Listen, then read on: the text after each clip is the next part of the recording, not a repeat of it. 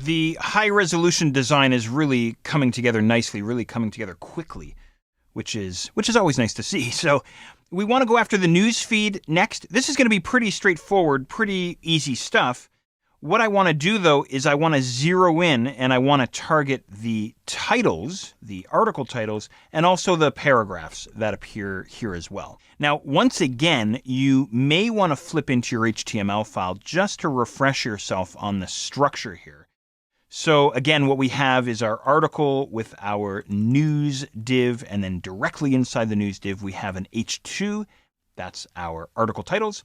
And then, of course, the placeholder text is sitting inside an HTML paragraph. Now, the reason why I'm reminding you of this one more time is because I want to make use, once again, of compound selectors to control and isolate this material, this content. So inside the external style sheet, I'm going to go and look for article and news. There they are, down towards the bottom there. Maybe what I'll do is I'll indent news there because he's inside article.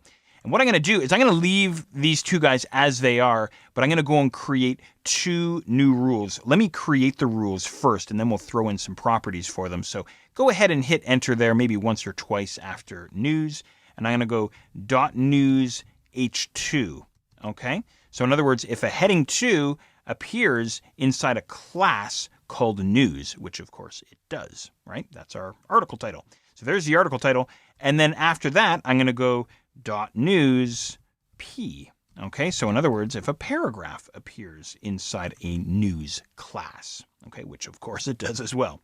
Okay, so these are the two new guys that I'm going to go and create. All right.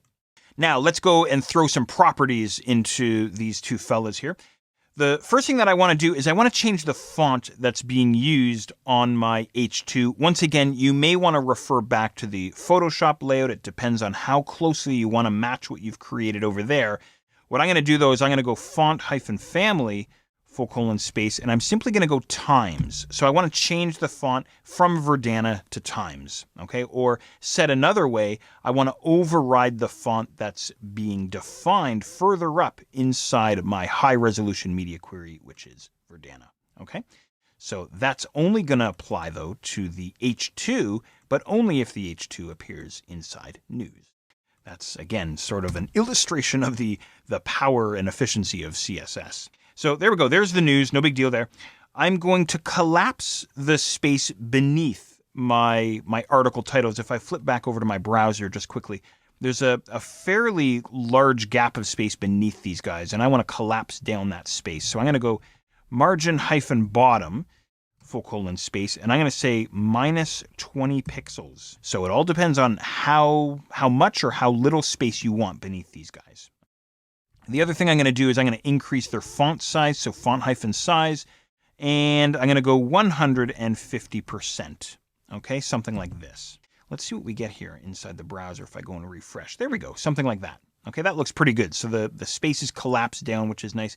I might come back and increase the font size a little bit. I don't know, I might fiddle around with that. This is a nice thing about CSS as well, is nothing's carved in stone. You can always come back and fiddle around a little bit, this sort of thing. The only other thing I want to do here before we move on is I want to simply adjust the size of the text inside the paragraphs, inside the placeholder paragraphs. And that, of course, is all going to take place inside this new compound rule that we created called news p. And I'm simply going to do something like this, font-size, and I'm going to say, all right, make this text 90% of the default font size. Now, that might be too much. It might be too little. Who knows? Get into the browser there and see what you get, and things might be absolutely perfect for you. Who knows? Okay, good stuff. There we go. There's the news feed for the high-resolution design.